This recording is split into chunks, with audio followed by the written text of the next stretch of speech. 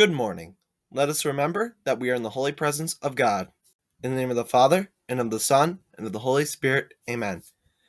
Heavenly Father, you are the healer of all. Our need for you is greater today than ever. As we face these uncertain times, we need our hope restored.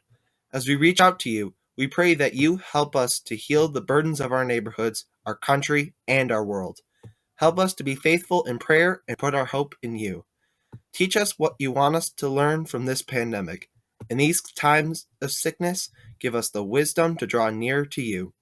We ask for a special blessing to those celebrating their birthday today, Mr. Berlin, Stephen McBride, and Dominic Beltramo.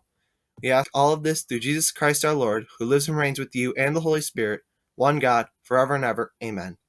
Saint John Baptiste Salle, pray for us. Live Jesus in our hearts forever. In the name of the Father, and of the Son, and of the Holy Spirit. Amen. Have a happy hump day, pilots.